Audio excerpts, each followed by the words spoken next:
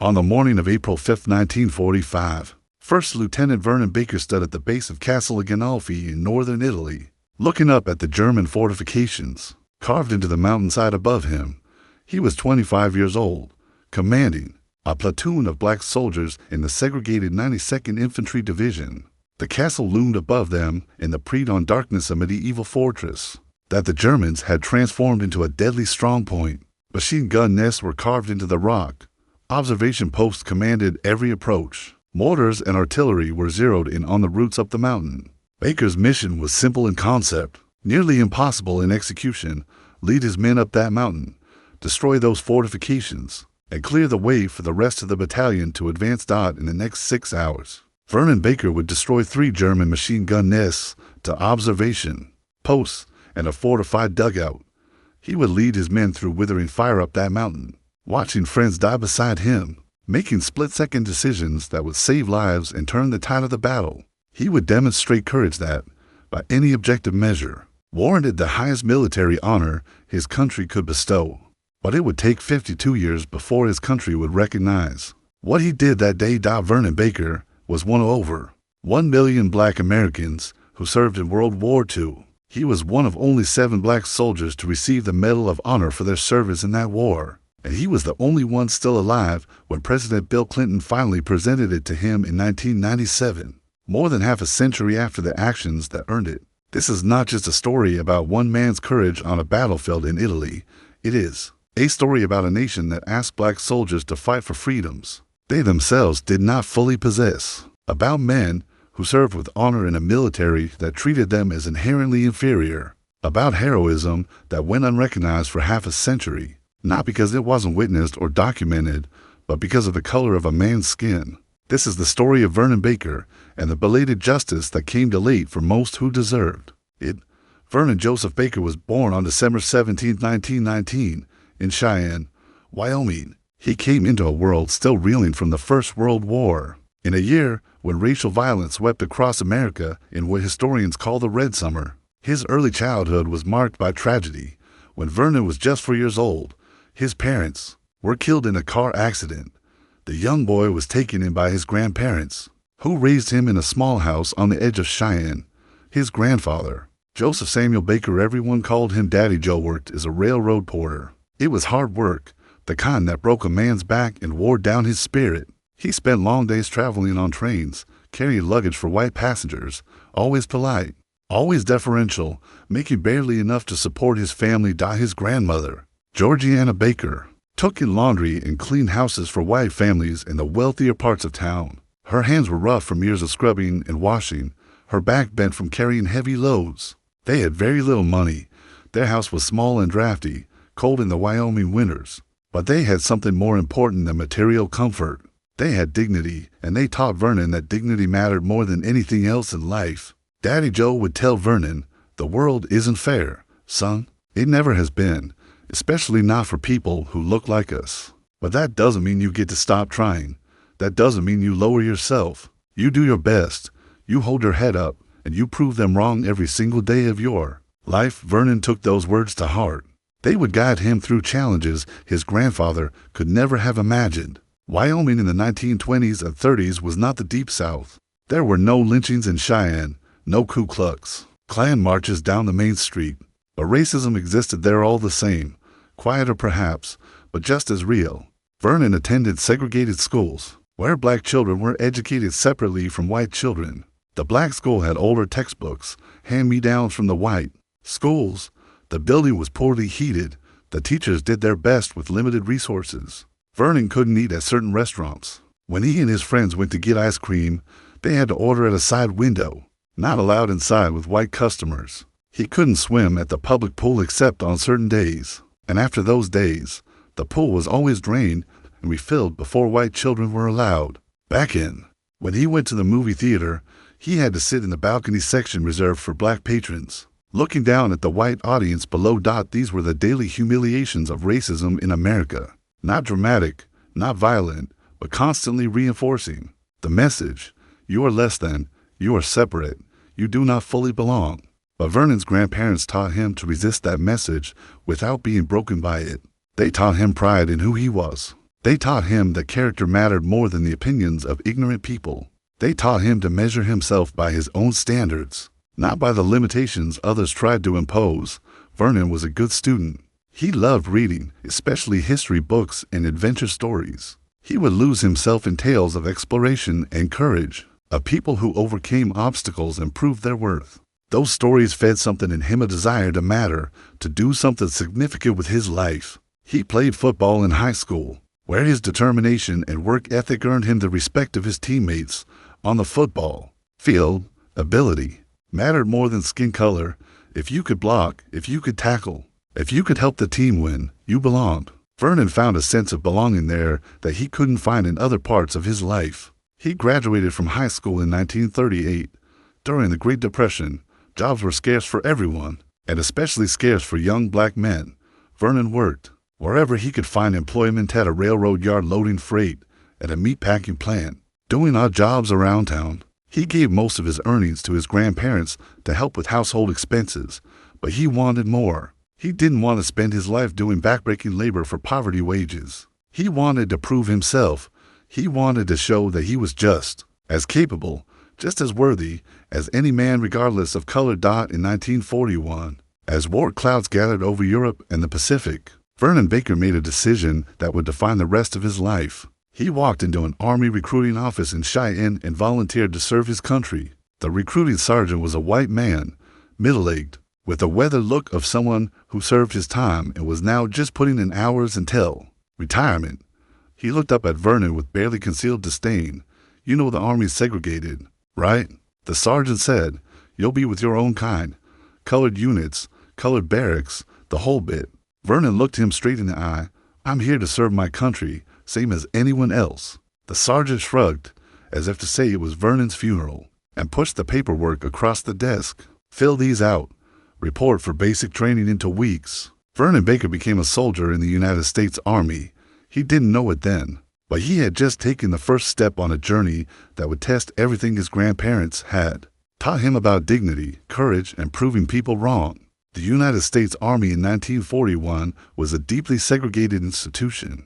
This was not informal segregation based on local customs. It was official policy, mandated from the highest levels of military leadership. Black soldiers served in all black units. They lived in separate barracks. They ate in separate mess halls. They used separate recreational facilities. They were commanded almost exclusively by white officers, many of whom viewed their black soldiers as inherently inferior in intelligence, courage, and ability. The prevailing belief among military leadership, a belief backed by what they claimed was scientific research, was that black men lacked the mental capacity and moral courage required for combat. They were considered suitable for manual labor, building roads, loading supplies, digging ditches, but not for actual fighting. This belief persisted despite overwhelming historical evidence to the contrary. Black soldiers had fought in every American war since the Revolution. They had served with distinction in the Civil War, the Spanish-American War, and the First World War, but facts did not matter in the face of deep-seated prejudice. When Vernon Baker arrived for basic training at Camp Walters in Texas, he entered this world of systematic discrimination. He was assigned to an all-black unit where white officers treated the soldiers with contempt, addressing them in ways they would never address white troops. But Vernon refused to internalize the message of inferiority. He excelled in basic training. He was stronger, faster, and more disciplined than most of the other recruits. He paid attention during instruction. He followed orders precisely. He helped other soldiers who struggled with the training. His performance caught the attention of some of the officers. One of them, a captain from Pennsylvania who was less overtly racist than the others, pulled Vernon aside one day. "Baker, you're officer material," the captain said. "Have you thought about applying to officer candidate school?" Vernon had thought about it. The idea of becoming an officer, of leading men, of having real responsibility appealed to him deeply, but he also knew the obstacles. The Army had only recently begun accepting black candidates for OCS, and in very small numbers. "Do you think they'd accept me, sir?" Vernon asked. The captain looked at him appraisingly. "I think if you apply, and if you perform as well there as you have here, they'd be fools not to. But I won't lie to you, it'll be harder for you than for a white candidate. You'll have to be twice as good to get the same recognition. That's just the reality." Vernon thought of his grandfather's words. "You prove them wrong every single day. I'd like to apply, sir," Vernon said. The paperwork went through. In late 1942, Vernon Baker was accepted to officer candidate school at Fort Benning, Georgia. Fort Benning in Georgia was deep in the segregated South. Vernon had never been to the South before, and the level of racial hostility shocked him even though he thought he was prepared. He couldn't ride in the front of buses. He couldn't use certain bathrooms or water fountains. He was called racial slurs by white soldiers who faced no consequences, off base. The situation was even worse. Restaurants wouldn't serve him. Stores followed him around assuming he was a thief. And the local white population made clear that black soldiers were not welcome in their town. But on base, in the training itself, Vernon found something approaching meritocracy. Officer candidate school was designed to be grueling, to weed out those who couldn't handle the pressure of leadership. The instructors pushed every candidate to their limits, white and black alike. Vernon excelled. The physical training was demanding, but his natural athleticism and his determination carried him through. The classroom instruction tactics, strategy, military history, leadership principles fascinated him. He studied late into the night, memorizing manuals, thinking through scenarios, preparing himself to be the best officer he could be. He was one of only 6 black candidates in his class of over 200 men. The white candidates mostly ignored them. Some were openly hostile, but a few treated them as fellow soldiers, and that was enough. The instructors watched Vernon carefully. Some seemed to be looking for any excuse to wash him out. Others judged him fairly on his performance. He made sure to give them no grounds for dismissal. He was always on time, always prepared, always professional. In January 1943, Vernon Baker graduated from officer candidate school as a second lieutenant. He was 23 years old, a commissioned officer in the United States Army. His grandparents came to the graduation ceremony. Daddy Joe, now in his 70s, stood straight and proud as Vernon received his commission. His grandmother wept with joy. They had lived their entire lives in a world that told them they were inferior, and now their grandson was an officer in the United States military. After the ceremony, Daddy Joe pulled Vernon aside. "I'm proud of you, son, prouder than I can say. But remember, the uniform doesn't change how some people will see you. You're going to face things that aren't right, that aren't fair. When that happens, you hold your head up. You do your duty. You prove them wrong." Vernon promised he would. He had no idea how many times he would have to call on that promise in the years ahead. Lieutenant Vernon Baker was assigned to the 92nd Infantry Division, an all-black division that was training for deployment overseas. The 92nd was nicknamed the Buffalo Soldiers, a name to honor the black cavalry regiments that had served with distinction in the American West. After the Civil War, the division was commanded by white officers, most of whom had requested other assignments and were resentful at being placed in charge of black troops. The division's commanding general openly expressed his belief that black soldiers were inferior combatants, but within the division, among the black officers and enlisted men, there was a sense of purpose. They knew they were carrying the hopes of millions of black Americans. They knew that their performance would be used to judge the entire race. They knew they had to be perfect, because anything less would be used as evidence of their supposed inferiority. Vernon took his role seriously. He was given command of a weapons platoon in the 370th Infantry Regiment. His platoon consisted of about 40 men, armed with machine guns and mortars, weapons that required skill and coordination to employ. Effectively, Vernon trained his men hard. He ran them through drills until they could set up a machine gun in darkness in less than a minute. He taught them to work together, to anticipate each other's movements, to function as a cohesive unit. He pushed them physically and mentally, but he also showed them respect. He learned their names, their backgrounds, their hopes and fears. He never asked them to do anything he wouldn't do himself. When they trained, he was out there with them. When they dug foxholes, he dug foxholes. When they marched, he marched. At the front of the column, one of his soldiers, Private James Thomas from Alabama, would later recall, "Lieutenant Baker was different from most of the white officers we'd had. Those officers, you could tell they didn't want to be there, didn't respect us. But Lieutenant Baker, he expected the best from us, but he also had our backs. He treated us like men, like soldiers. We would have followed him anywhere." Vernon was building something important, not just a trained military unit.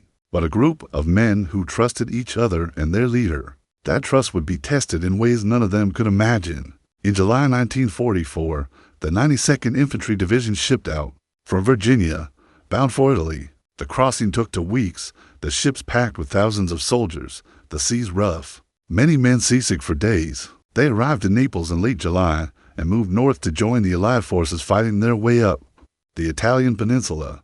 The Italian campaign had been grinding on for over a year, a brutal series of battles in mountainous terrain that favored the defenders. The Germans had established strong defensive lines across Italy, taking advantage of the rivers, mountains, and narrow valleys to slow the Allied advance. Each defensive position had to be attacked frontally at great cost. The 92nd Infantry Division entered combat in the Serchio River Valley in September 1944. It was Vernon Baker's first taste of real war, and it was nothing like training. The sound of artillery was deafening, a constant roar that made it hard to think. The smell of explosives and death hung in the air. The mud was everywhere, clinging to boots and uniforms, making every movement exhausting. Vernon led his platoon in several small engagements that fall, learning the reality of combat. He learned that plans fell apart as soon as the shooting started. He learned that leadership under fire meant staying calm when everyone around you was terrified. He learned what it sounded like when men were hit, the sounds they made, the way they called for their mothers or for God. He learned to make quick decisions with incomplete information, knowing that hesitation could get people killed. He learned to push down his own fear and keep functioning because his men were watching him, taking their cues from him. And he learned something else, that despite everything the military establishment believed about, black soldiers, his men, fought just as hard, just as courageously as any soldiers in the army. They didn't break. They didn't run. They did their jobs. But the division faced constant criticism from higher command. When the 92nd suffered setbacks, as every unit did, in the difficult Italian terrain, those setbacks were attributed to the supposed inferiority of black soldiers, rather than to the challenging conditions or inadequate support. White divisions that suffered similar setbacks were said to have fought well. Under difficult circumstances, the 92nd was said to have failed because black soldiers lacked fighting spirit. Vernon saw the double standard clearly. It infuriated him, but he channeled that anger into determination. He would prove them wrong. His men would prove them wrong. They would perform so well that even the bigots would have to acknowledge it. By early 1945, the Allies were preparing for a spring offensive to break through the German Gothic line and end the war in Italy. The offensive would require taking key German strongpoints, including Castle Gandolfi. Castle Gandolfi was a medieval fortress perched on top of a mountain, overlooking the town of Viareggio and the Ligurian coast. The Germans had fortified it heavily, installing machine gun nests, observation posts, and mortar positions. From that height, they could observe and direct fire on any Allied movement in the valleys below. Taking the castle was essential to the Allied advance. The mission was assigned to the 370th Infantry Regiment of the 92nd Division, and the lead element of that assault would be Lieutenant Vernon Baker's weapons platoon. On April 4, 1945, Vernon received his orders. His platoon would move out before dawn on April 5th, climb the mountain, eliminate the German defensive positions, and secure the approaches to the castle. It was a dangerous mission, one that would require his men to advance up steep terrain, in the face of enemy fire, with no cover and limited support. Vernon studied the maps and aerial photographs. He briefed his men. He checked and rechecked equipment. That evening, he sat down and wrote a letter home to his grandparents. Military censors wouldn't let him mention the upcoming mission, but he told them he was thinking of them. "Daddy Joe," he wrote in careful script, "you told me to hold my head up and prove them wrong. I'm doing my best out here, whatever happens. I want you to know I'm proud to be your grandson. I'm proud of everything you taught me. I'm trying to make you proud." He sealed the letter and tried to get some sleep, but sleep wouldn't come. He lay in his bedroll thinking about the mountain, about the mission, about his men. He thought about one soldier in particular, Private First Class James Kimball, a 20-year-old from Mississippi who joined the unit only 3 months earlier. Kimball was scared, trying to hide it, but not succeeding. Vernon had pulled him aside earlier that day. "It's okay to be scared," Vernon had told him. "I'm scared too." Every soldier who tells you he's not scared before battle is either a liar or a fool. The trick is not to let the fear control you. You focus on your training. You focus on the man next to you, you do your job, and you'll get through it." Kimball had nodded, but the fear was still in his eyes. Vernon hoped he would get Kimball through this alive. He hoped he would get all of them through alive.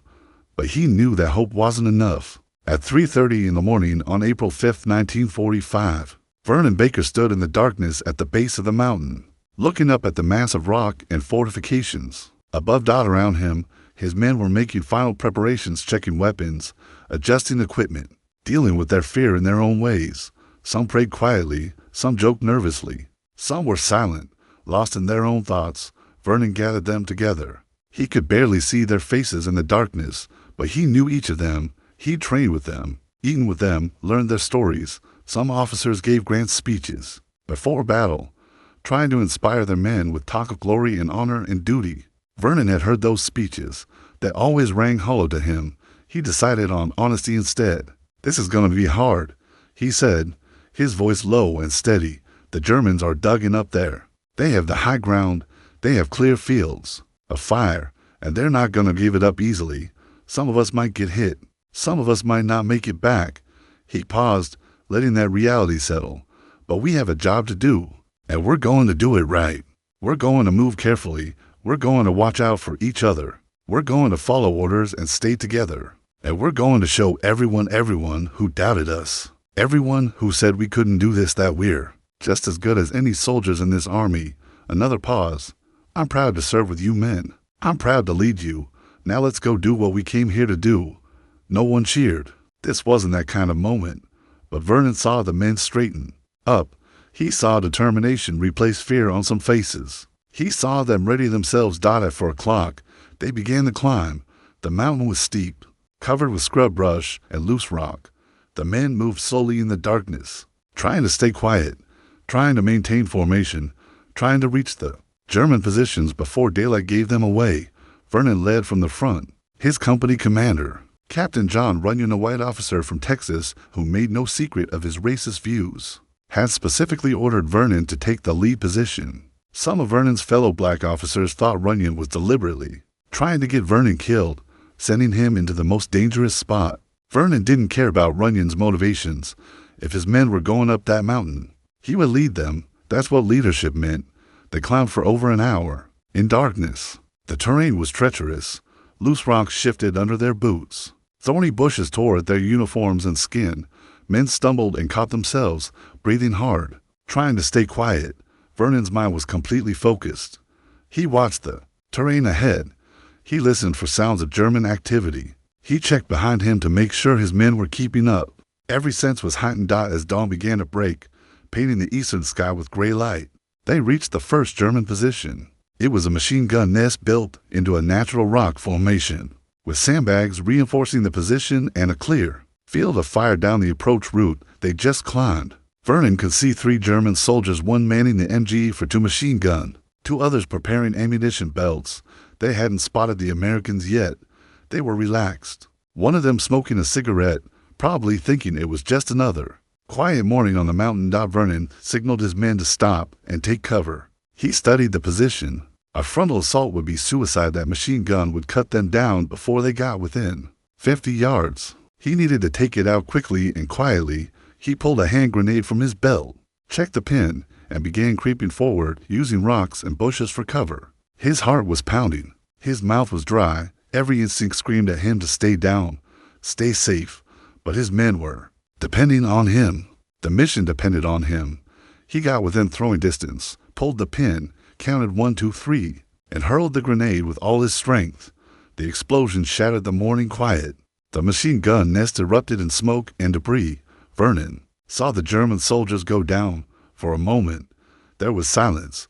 Then all hell broke loose. All along the mountainside, German positions opened fire. The Germans had been waiting, had known or suspected the Americans were coming. Machine guns chattered, mortars whistled and exploded. Rifle fire cracked through the air. Vernon's radio man, Corporal Samuel, was hit in the first seconds. A burst of machine gun fire stitched across his chest, and he went down hard, blood spreading dark across his uniform. "Medic!" someone screamed. Vernon crawled to Samuel, checked him. The wounds were bad, arterial bleeding, probably fatal without immediate evacuation. He grabbed the radio from Samuel's back, called for a medic, then had to make the terrible calculation that every combat leader makes. He couldn't stay with Samuel. Other men needed him. The mission needed him. His company commander's voice crackled over the radio, tinny and distant. "Baker, what's your situation? We've taken fire. Multiple casualties. Germans are dug in all over this mountain, with interlocking fields of fire. We need artillery support. We need reinforcements to maintain momentum." There was a pause, static hissing. "Then, proceed with the assault. Reinforcements will follow. Take out those positions." Vernon looked at his men, scattered behind whatever cover they could find, facing a mountainside bristling with German weapons. He could hear the fear in their breathing, could see it in the way they pressed themselves flat against the ground. He could order them to withdraw, to fall back and wait for better support. He could probably justify it. They were facing stronger opposition than intelligence had predicted. But he thought about all the people who expected them to fail, all the officers who believed black soldiers would break and run under fire, all the critics waiting for the 92nd Division to prove their prejudices right. He thought about his grandfather's voice. "You prove them wrong every single day. On me." Vernon shouted over the gunfire. "We're moving forward. Let's go." He stood up and ran toward the second German position, firing his M1 carbine as he moved. Behind him, his men followed. The next 4 hours were the most intense of Vernon Baker's life. What followed was not a clean, organized battle, but a confused, brutal fight for every yard of mountain. Vernon moved from position to position, leading his men, destroying German fortifications one by one. There was no grand strategy now, just survival and momentum. Keep moving, keep pressing. Don't give the Germans time to reorganize. He used grenades to clear bunkers. He fired his carbine at German soldiers who tried to counterattack. He directed his men's fire, calling out targets, coordinating their movements even as bullets snapped through the air around him. At one point, he came upon a German observation post, a reinforced position built into the rocks with a commanding view of the valley below. 2 German soldiers inside were directing mortar fire on the advancing Americans, calling out coordinates over a field telephone. Vernon approached from the side, using the terrain for cover. He pulled a grenade, yanked the pin, and threw it through the opening. The explosion silenced the position. He moved immediately to the next threat. His platoon sergeant, a tough veteran from Louisiana named William Hudson, was hit by mortar fire. One moment Hudson was crouching behind a rock, shouting orders. The next moment a mortar shell landed 3 feet away, and Hudson was gone, just gone. Nothing left but blood and torn equipment. Vernon saw it happen. Something inside him went numb. There was no time to process it, no time to feel it. He kept moving. He came upon another machine gun nest, this one built into a stone wall, with only a narrow embrasure for the gun barrel, nearly impossible to approach from the front without being cut down. Vernon studied it for 30 seconds, formulating a plan, then circled around using a depression in the ground for concealment. He came at the position from the flank, threw a grenade, then rushed forward and killed the surviving Germans with his carbine.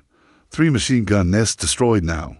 Young Private Kimball, the scared kid from Mississippi, was right behind him during this assault, and Vernon saw something change in the young man's face. The fear was still there, but it was mixed with determination now. Kimball was functioning, doing his job, proving to himself that he could do this. Vernon felt a fierce pride in that moment. Even in the middle of the chaos, they pushed higher up the mountain. Vernon destroyed another observation post, then a fortified dugout where German soldiers had been preparing to counterattack. His men were fighting magnificently, afraid, but not frozen, taking casualties, but not breaking, doing everything he trained them to do. But the cost was terrible and mounting.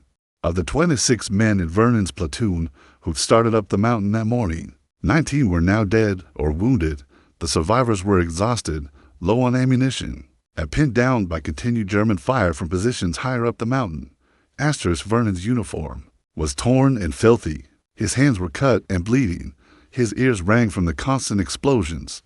He was beyond tired, running on pure determination now. He got on the radio to Captain Runyon. "This is Baker. We've taken the lower positions, but we're down to 7 effectives. We need those reinforcements now. We can't hold this ground without support." The response came back. "Reinforcements are being organized. Hold your position." Vernon and his men waited. They improved what cover they could find. They redistributed ammunition. They treated their wounded as best they could with limited medical supplies. And they fought off the German counterattacks. Small probing forces trying to retake the positions Vernon had captured in our past. Then 2 hours, the sun climbed higher in the sky. The promised reinforcements did not come. Vernon called. Again. Baker to Runyon. Where are our reinforcements? We can't maintain this position much longer. The response was evasive. Reinforcements have been redirected. Hold your current position until further orders. In that moment, Vernon understood. The reinforcements weren't coming. For reasons that were never adequately explained, though. Many suspected it was because white officers didn't want to risk more casualties. Supporting a black unit, the promised support had been diverted elsewhere. Vernon and his remaining men were on their own. He made his rounds, checking on each man. They were in bad shape, exhausted, low on ammunition, several wounded. Young Kimball had a shrapnel wound in his leg, but was still functional. Another soldier had taken a bullet through his shoulder. Or refused evacuation. What do we do, Lieutenant? Kimball asked, the fear back in his voice. Vernon looked at the mountain above them, still held by the Germans. He looked at his 7 remaining men. He did the math. Staying here meant they would eventually be overrun. They had taken their objectives, destroyed the primary German defensive positions, completed their mission, but without support, they couldn't hold. It was the hardest decision he'd ever made. We're withdrawing, he said. We'll move back down under cover of darkness. We take our wounded with us. Move carefully. I'm not losing anyone else today if I can help it. Some of the men looked relieved. Others looked disappointed, as if withdrawing felt like failure even though they'd fought magnificently. Listen to me, Vernon said firmly. We did our job. We took out those positions. We showed what we're made of. Any man who questions whether you fought hard enough, you send him to me. You fought like soldiers. You fought like men. I'm proud to serve with you. As darkness fell, Vernon Baker led his remaining men back down the mountain. They carried their wounded carefully over the difficult terrain. They moved slowly, alert for German patrols. They left their dead behind, to be recovered later, a necessity that tore at Vernon's heart. When they finally reached American lines, they were met by Captain Runyon and other officers. Vernon expected questions about why they'd withdrawn. Instead, Runyon seemed almost pleased, as if the outcome confirmed his expectations. Tough fight up there, Baker, Runyon said, his tone suggesting that tough fights were to be expected. When black soldiers were involved, Vernon was too tired to respond. He saw to his men first making sure the wounded got medical attention, making sure the others had food and water and a chance to rest. Only then did he file his report. He wrote down everything: the positions destroyed, the casualties taken, the actions of his men. He specifically noted the men who'd fought with exceptional courage. He noted that they'd completed their mission despite inadequate support.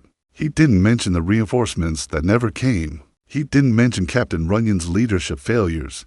He just reported the facts. That report went up the chain of command, and somewhere along that chain, decisions were made about recognition and awards. Vernon Baker was recommended for the Medal of Honor by his immediate superiors who'd witnessed the action. The recommendation cited his extraordinary courage, his leadership, his single-handed destruction of multiple enemy positions, and his inspiring effect on his men. But as that recommendation passed through higher levels of command, it was reduced. The Medal of Honor recommendation became a recommendation for the Distinguished Service Cross, the second highest military decoration. No explanation was given. No one questioned it. It simply happened. On June 15, 1945, First Lieutenant Vernon Baker was awarded the Distinguished Service Cross for his actions at Castle Gennalfi. It was a high honor, one that recognized exceptional valor. Vernon appreciated it, but he couldn't help noticing that white officers who performed similar actions, leading assaults, destroying enemy positions, exhibiting courage under fire, had received the Medal of Honor. He didn't say anything. What would be the point? He'd done his duty. He'd led his men well. He'd proven what black soldiers could do. That had to be enough. But deep down, he knew something wasn't right. He just didn't know that it would take 52 years to make it right. The war in Europe ended on May 8, 1945. Vernon Baker was in Austria when the news came through. Men celebrated, laughing and crying, the tension of years of combat finally releasing. Vernon felt relief, but not Joy. Too many friends had died. Too much had been endured. The end of the war meant survival, and that was good, but it couldn't erase what had happened. The 92nd Infantry Division was deactivated in November 1945. Vernon and his fellow soldiers began the journey home to America, expecting to be welcomed as heroes, as veterans who'd fought for their country's freedom. The reality was crushing. Black veterans returned to an America that had not changed. Segregation was still the law throughout the South and the practice in much of the North. Black veterans were denied benefits under the GI Bill. Banks wouldn't give them home loans. Universities wouldn't admit them. Job training programs excluded them. Black veterans in the South faced violence. Some were lynched while still in uniform, murdered by white supremacists who couldn't tolerate black men who'd been trained to fight and who'd seen a wider world. Vernon Baker faced his own challenges. He stayed in the Army for several years after the war, but the racism he encountered even as a decorated officer wore him down. White officers with less experience were promoted over him. He was passed over for command positions. He was treated with suspicion and contempt by many in the military establishment. In 1968, after more than 20 years of service, Vernon retired from the Army as a captain. He left with his medals, his memories, and a deep sense of disillusionment. He struggled in civilian life. He worked various jobs at an airport, as a railroad porter like his grandfather, whatever he could find. His marriage fell apart under the strain. He battled depression, anger at the injustice he'd experienced, and the sense that his service had meant nothing. For years, he didn't talk much about the war. What was the point? He'd done everything his country asked. He'd proven his courage, proven his ability, proven that black soldiers were the equal of any, and his country had barely acknowledged it. But Vernon Baker never lost his core dignity.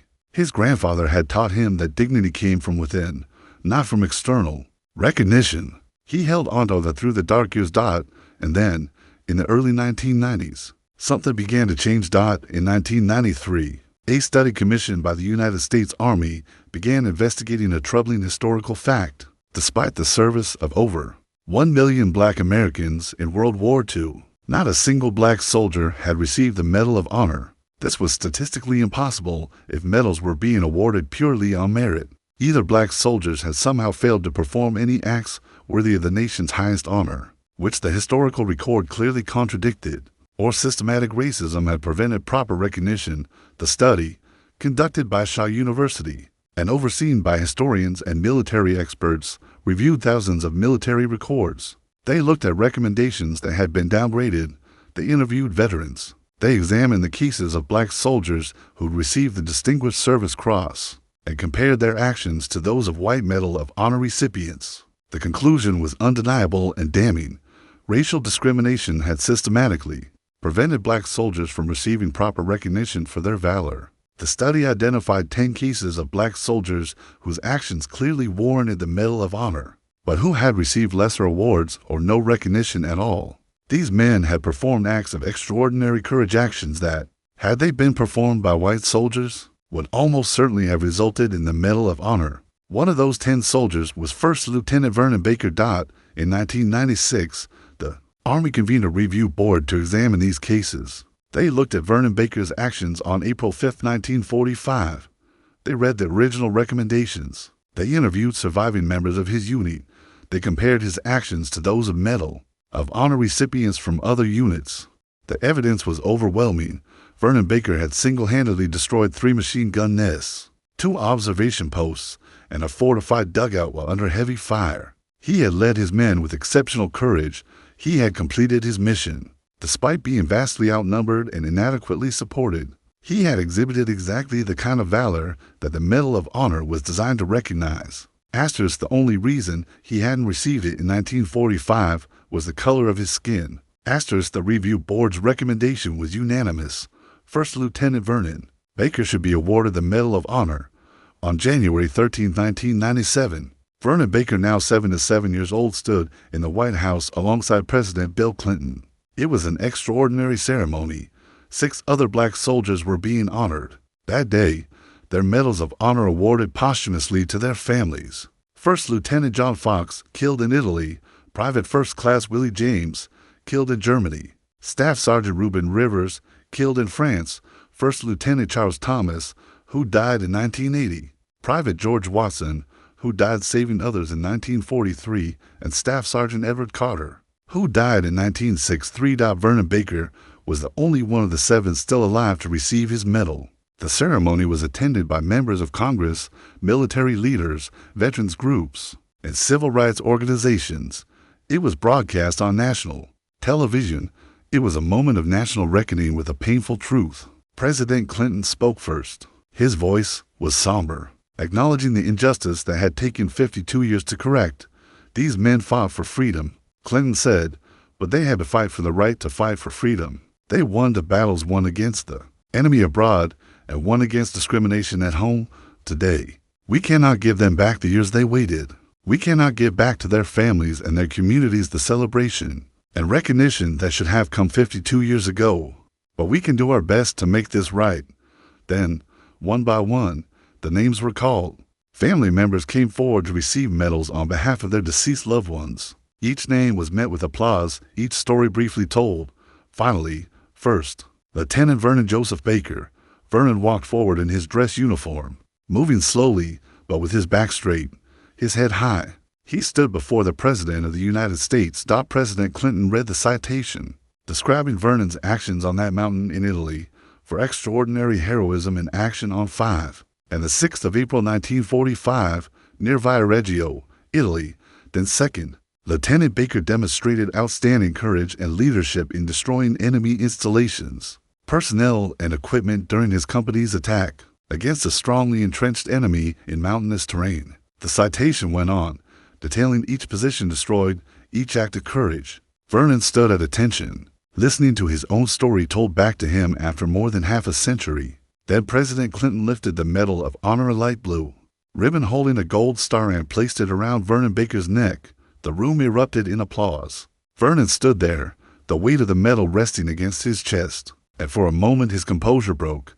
His eyes filled with tears, not tears of joy exactly, but something more complicated: grief for those who died waiting for this recognition, anger that it had taken so long, relief that the truth was finally acknowledged, and pride that he lived to see it die after. The ceremony, reporters surrounded Vernon, asking him how he felt.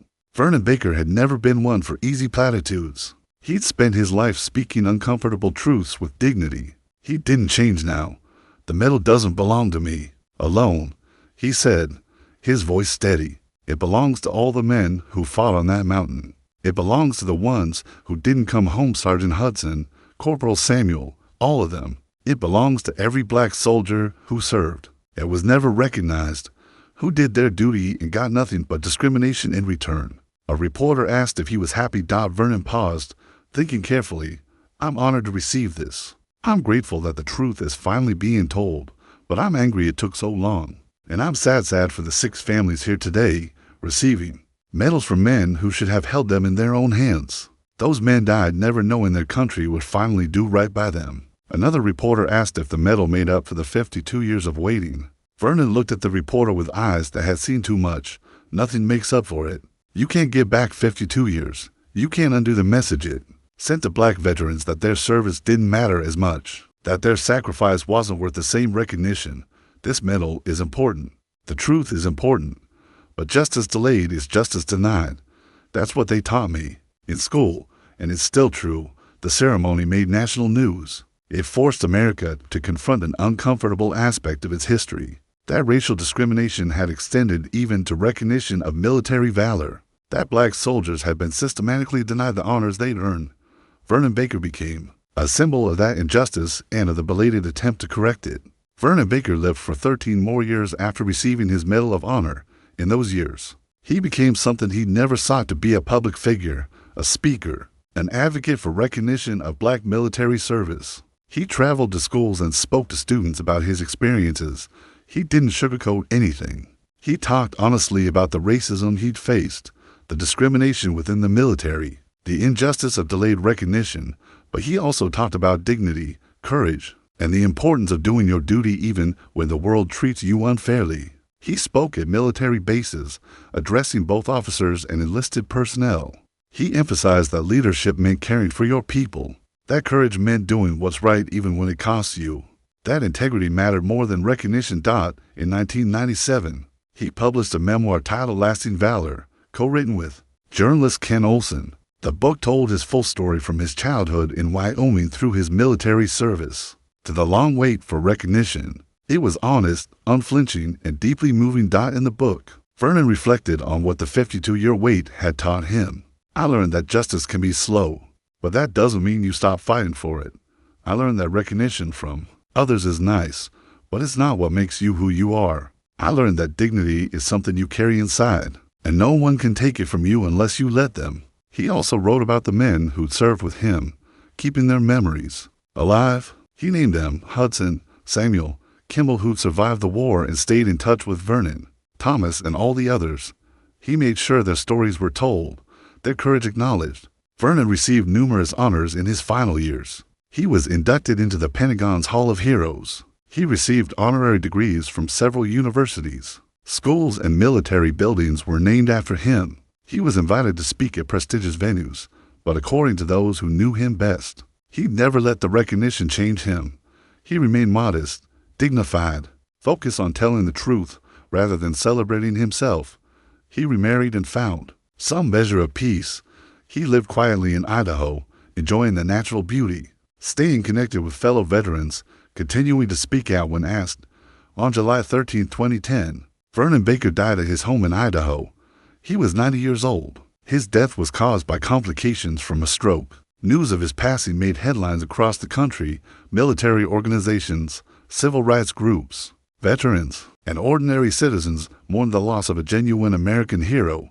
He was buried at Arlington National Cemetery with full military honors. The funeral was attended by hundreds of people, fellow veterans from World War II, soldiers from current conflicts, military leaders, family members, and people who'd been inspired by his story. The funeral procession was led by an honor guard, carrying his Medal of Honor. The flag-draped casket was borne by soldiers from the current generation, carrying a hero from an earlier one. At the graveside, a 3-volley salute rang out. A bugler played taps, the mournful notes carrying across the rows of white headstones. The flag that had covered his casket was folded with precision and presented to his widow. Several people spoke at the funeral. A historian who worked on the 1993 study that led to Baker's recognition said, Vernon Baker was a hero twice. Over first on that mountain in Italy, when he risked everything and led his men with extraordinary courage, and second for the 52 years after, when he maintained his dignity and integrity despite being denied the recognition he deserved.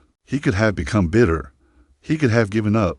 Instead, he kept living with honor, kept fighting for what was right, and showed us all what true character looks like. A former student who'd heard Vernon speak at her high school said, "He told us that dignity wasn't something others gave you, it was something you chose for yourself.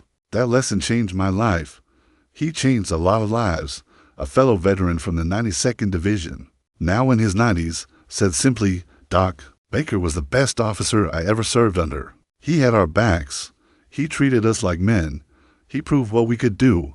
We loved him." Vernon Baker's gravestone at Arlington is simple: his name, his rank, his dates of service, and the words Medal of Honor recipient. But engraved below, that is something more personal, something Vernon had requested: dignity held, duty done. Asterisk today, Vernon Baker is remembered in multiple ways. The Vernon J. Baker Elementary School in St. Mary's, Idaho, teaches children about his legacy. The Vernon Baker Hall at Fort Benning, Georgia, trains new Army officers. Museums display his story. Books tell his tale.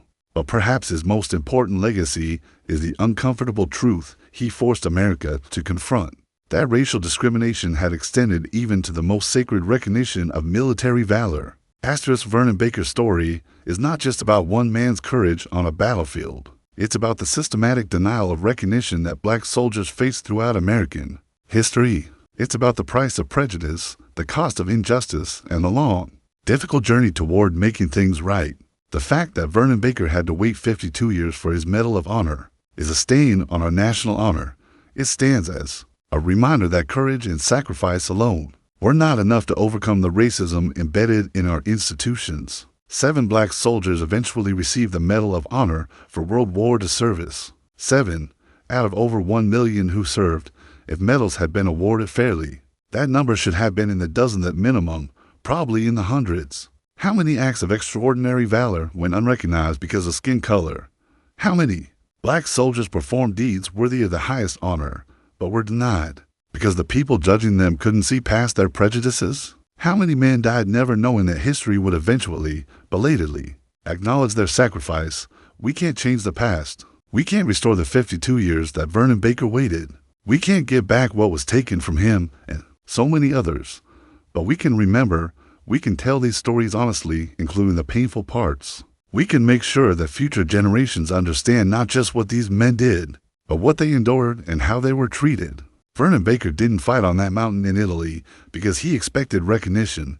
He fought because it was his duty, because his men depended on him, and because, despite everything, he believed in the ideals America claimed to represent even when it failed to live up to them. That kind of courage fighting for a country that doesn't fully recognize your humanity, maintaining your dignity in the face of systematic injustice, holding on to faith that things can get better, that's a heroism that transcends any single battle. Vernon Baker showed us that heroism isn't just about 6 hours of combat on a mountainside. It's about how to live your entire life. It's about the choices you make when no one is watching. It's about keeping your integrity intact even when the world treats you unfairly. His grandfather told him, hold your head up, prove them wrong every single day. Vernon Baker did exactly that. For 87 years, through war and peace, through recognition and neglect, through justice delayed and finally, partially granted, he held his head up. He proved them wrong not just on April 5, 1945, but every day of his life. Dr. First Lieutenant Vernon Joseph Baker Medal of Honor recipient. Leader of men, keeper of dignity, we remember you, we honor what you did, we acknowledge the injustice you suffered, and we commit ourselves to building a country truly worthy of the sacrifices made by all its defenders, regardless of the color of their skin. The medal came 52 years too late, but the truth it represents is eternal. Courage has no color. Sacrifice deserves recognition, and justice, however delayed, must eventually be done. We remember, and in remembering, we promise to do better.